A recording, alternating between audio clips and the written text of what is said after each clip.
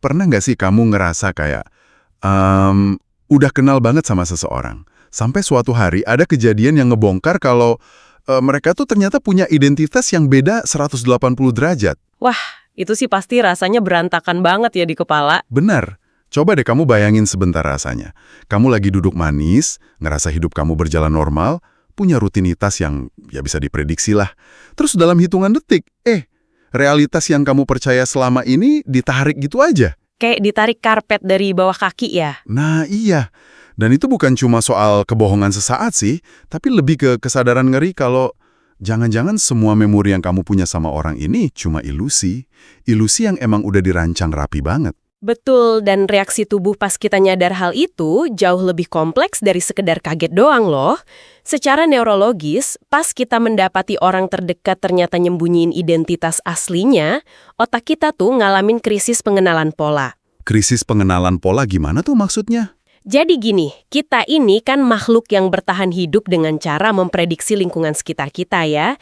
Nah, pas orang yang udah kita kasih label aman, tiba-tiba nunjukin sisi yang nggak pernah kita tahu, sistem alarm di otak langsung nyala merah. Oh, wow. Pantesan rasanya kayak hancur banget. Nah, perasaan fundamental itulah yang bakal jadi inti penelusuran kita kali ini. Buat kamu yang belakangan ini ikut terseret arus perdebatan di media sosial, kita punya bahan menarik nih. Ini soal adegan viral yang lagi rame diomongin itu kan? 100 buat kamu. Iya, adegan penculikan Gavina di sinetron Terikat Janji. Tapi tenang aja, misi kita di obrolan mendalam ini bukan buat bahas gosip atau alur sinetronnya ya. Kita mau ngebedah psikologi di balik adegan ketegangan antara Davina dan karakter yang diperankan oleh Arya Saloka.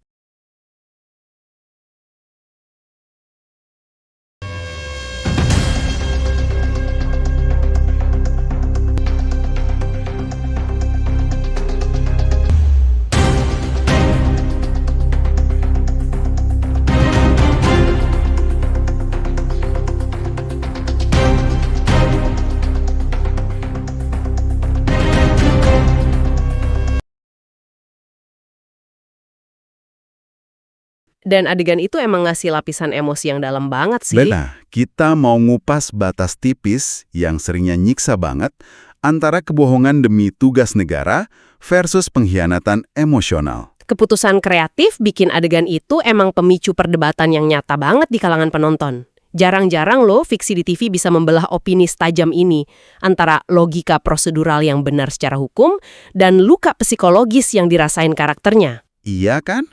Pas kita nonton ketegangan antara Davina dan karakter Sena yang dimainin Arya Saloka, kita tuh sebenarnya lagi disuguhin simulasi dari ketakutan terdalam kita soal rasa percaya. Setuju. Adegan krisis kemarin itu emang membalikan semua ekspektasi yang udah dibangun dari awal. Nah, tanpa perlu ngulang ceritanya panjang lebar, kita langsung masuk aja ke intinya ya. Momen di mana nyawa Davina ini bener-bener di ujung tanduk gara-gara diculik. Itu kan situasinya udah hidup dan mati ya? Banget. Dan Sena akhirnya ngambil keputusan nekat. Dia bawa pasukan taktis tanpa izin resmi dari kesatuan, dia pertaruhin karir dan masa depannya murni demi nyelamatin Davina. Tapi, yang jadi fokus analisis kita bukan tembak-tembakannya. Melainkan momen pas perkelahian jarak dekat itu kan? Nah, bener. Momen pas masker pelindung wajah Sena ditarik paksa sama si penculik. Yang kebongkar di situ bukan cuma wajahnya, tapi ya ampun, seluruh fondasi hubungan mereka. Kalau kita bedah mekanismenya, apa yang dialamin Davina di detik itu adalah bentuk disonansi kognitif yang super ekstrim. Disonansi kognitif yang kayak gimana tuh? Otaknya Davina tiba-tiba dituntut buat memproses dua realitas yang saling bertabrakan dalam 1 milidetik. Nggak heran kalau dia langsung freeze. Buat kamu yang lagi dengerin dan coba bayangin rasanya, ini tuh ibarat kamu pacaran sama barista langgananmu. Selama berbulan-bulan, dia tuh pria manis yang tahu persis takaran gula di kopi latte kamu. Selalu senyum ramah di balik mesin kopi. Terus tiba-tiba ada perampokan di kedainya ya? Iya, tiba-tiba kedainya dirampok, terus si barista manis ini melompat dari meja, ngeluarin lencana agen rahasia, dan ngelumpuin 3 perampok bersenjata api pakai teknik bela diri mematikan. Secara logika, nyawa kamu emang selamat. Tapi secara mental, Pasti shock berat sih itu. Otak butuh waktu buat sinkronisasi. shock banget. Davina juga ngalamin hal yang persis sama. Pria yang selama ini dia kenal cuma sebagai penjual ketoprak sederhana, mendadak berubah jadi mesin pelumpuh yang mematikan. Analogi barista kamu itu pas banget buat ngejelasin kondisinya. Otak kita itu kan ibarat sistem operasi komputer ya. Dia jalanin program berdasarkan coding tertentu. Berarti codingnya lagi jalanin program penjual ketoprak nih awalnya. Tepat. Nah, pas penjual ketoprak yang ramah ini tiba-tiba ngeeksekusi perintah polisi taktis yang berbahaya, sistem di otak Davina tuh ngalamin fatal error. Otaknya nggak punya ruang buat ngegabungin dua fakta ekstrim ini. Makanya dia kelihatan kayak orang kebingungan ya pas diselamatin. Iya, dan yang bikin momen ini kerasa sangat kuat itu performance-nya. Detail mikroekspresi dari Arya Saloka pas topengnya ditarik itu, wah itu luar biasa sih. Bener banget, transisinya dapat banget ya. Banget. Ada pergeseran instan di wajahnya. Dari tatapan dingin seorang operator taktis, langsung berubah jadi kepanikan emosional seorang pria yang sadar kalau rahasia terbesarnya baru aja ngancurin hati perempuan yang dia cintai. Arya Saloka bener-bener ngebawain itu dengan sangat presisi. Raut wajahnya emang ngejelasin semuanya sih, tanpa dialog. Tapi, aku mau sedikit menantang logika emosional di sini nih. Soalnya banyak penonton di medsos yang justru ngeritik reaksi Davina. Oh iya, mereka mikirnya gimana tuh? Banyak yang bilang gini, Sena kan baru aja nabrak semua aturan kesatuannya. Dia datang kayak pahlawan, ngerisikoin jabatan demi nyawa Davina. Nah, kalau ditimbang pakai logika matematis, bukankah fakta dia nyelamatin nyawa itu otomatis ngehapus kesalahan dia yang berbohong? Masuk akal sih kalau orang mikir gitu. Kan kenapa kebohongan yang tujuannya mulia banget ini malah direspon sama Davina pakai kemarahan dan penolakan yang dingin banget? Argumen netizen itu emang logis, tapi cuma kalau kita mandang manusia itu sebatas makhluk fisik aja. Sayangnya, psikologi evolusioner punya pandangan beda soal cara manusia ngebangun rasa aman. Emang bedanya di mana kalau dari sisi psikologi? Sejak zaman purba, kelangsungan hidup kita tuh nggak cuma bergantung sama siapa yang bisa nyelamatin kita dari kejaran harimau. Tapi lebih kepada siapa sih di dalam kelompok kita yang bisa kita percayai secara konsisten setiap harinya. Berarti konsistensi itu kunci utamanya ya? Betul, keterikatan emosional itu sangat butuh prediktibilitas. Otak kita lebih milih berada di dekat orang yang perilakunya bisa ditebak secara emosional. Daripada sama orang yang nggak ketebak tapi tiba-tiba datang jadi pahlawan super. Dia pencurian hak untuk memahami realitas. Ingat kan gimana sejarah hubungan mereka awalnya? Iya, yang dari pacar pura-pura, terus akhirnya baper beneran, itu kan? Nah, bagi Davina, kebongkarnya identitas palsu ini bekerja layaknya virus. Virus ini menginfeksi mundur semua memori indah yang udah mereka bangun. Otaknya pasti mulai mempertanyakan setiap detail di masa lalu. Ah, ngerti-ngerti. Kayak mikir, senyum dia waktu itu beneran gak ya? Iya, atau jangan-jangan obrolan mendalam kita semalaman itu cuma trik interogasi dari seorang intel.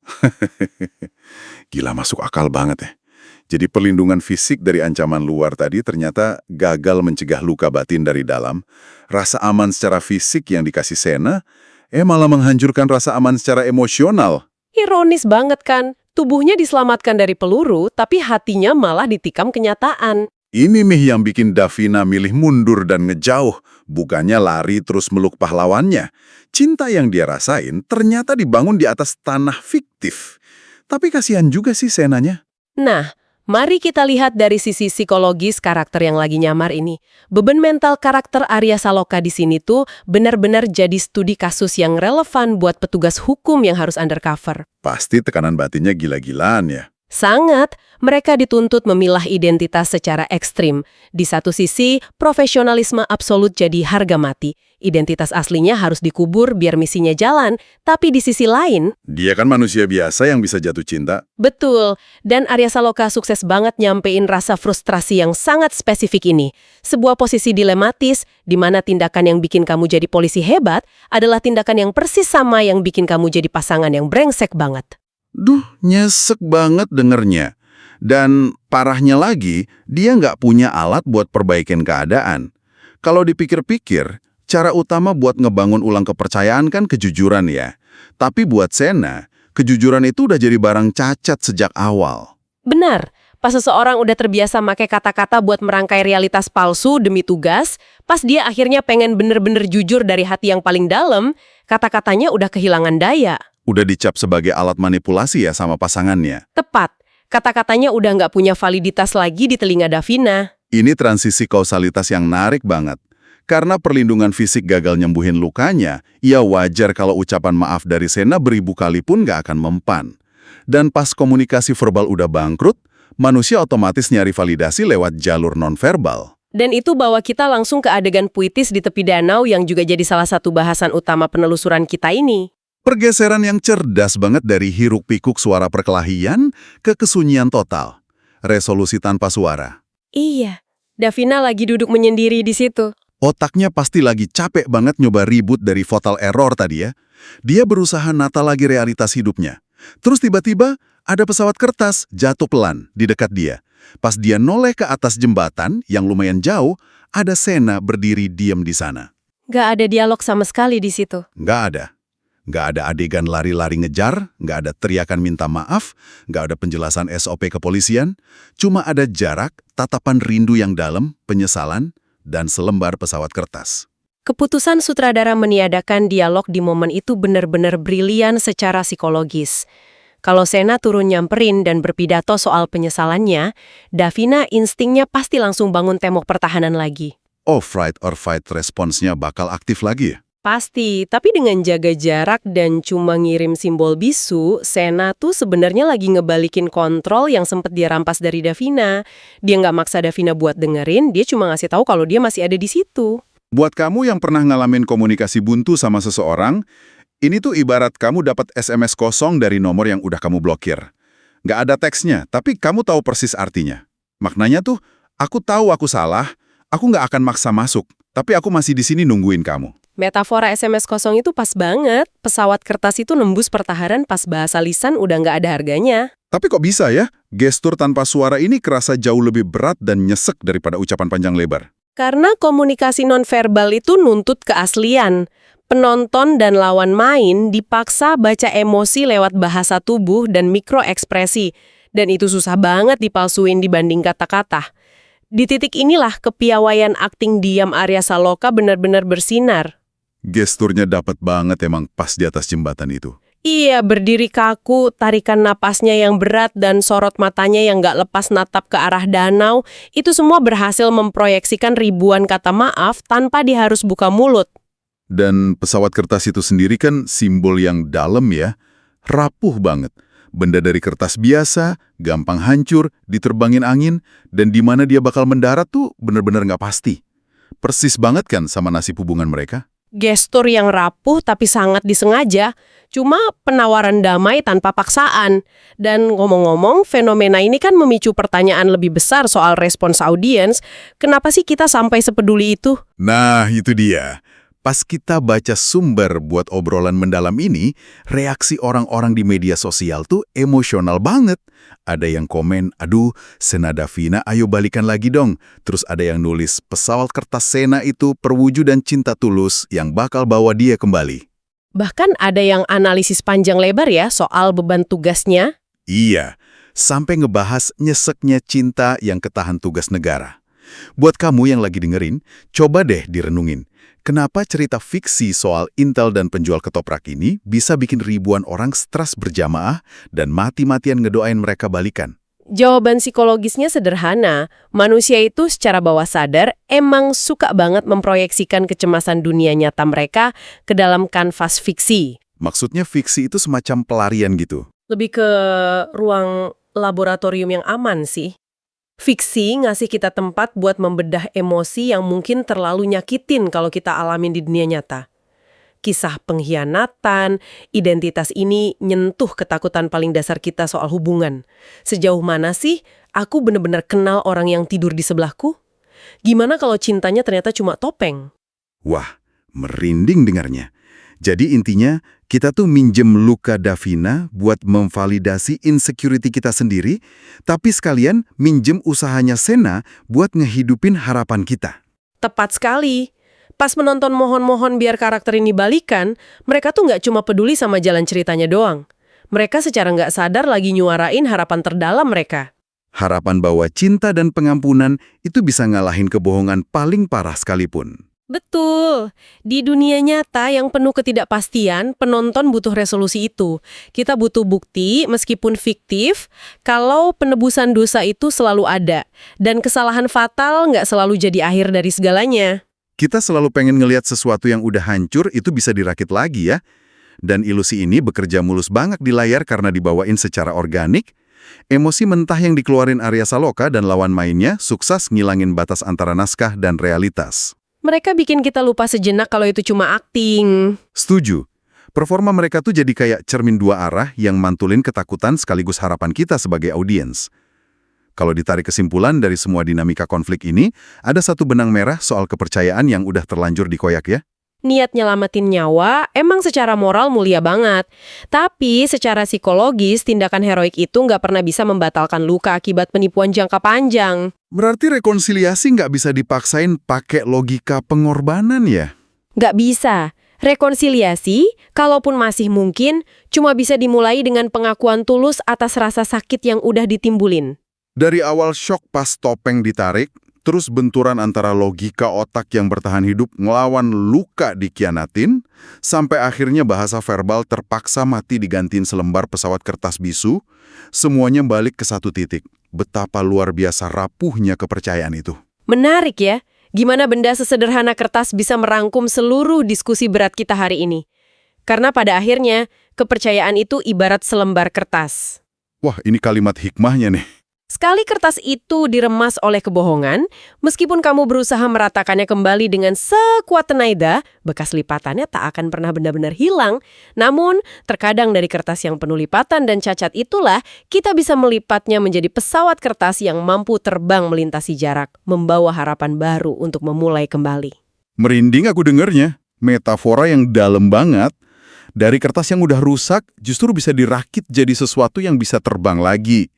Sebuah proses penyembuhan yang butuh waktu. Nah, sebelum kita nyudahin obrolan seru ini, ada satu pertanyaan yang cukup mengganjal dan mungkin bakal terus muter di kepala.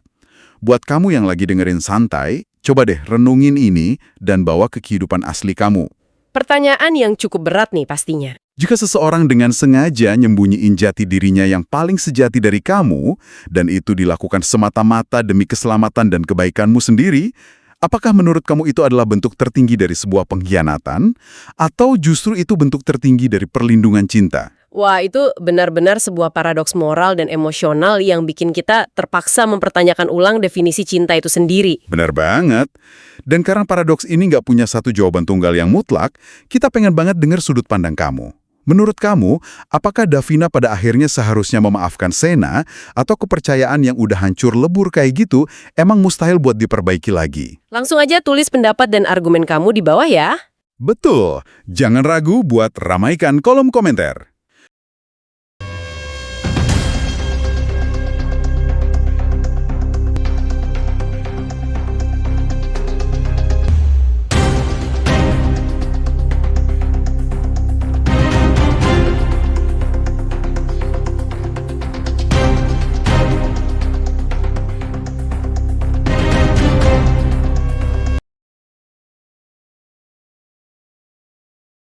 Dan kalau kamu juga ikut merinding dan ngerasa baper banget sama performa memukau Arya Saloka dan Asya Asunciao dalam menavigasi rumitnya perjalanan cinta mereka, jangan lupa tekan tombol like. Terus bagikan juga penelusuran kita ini ke teman-teman kamu.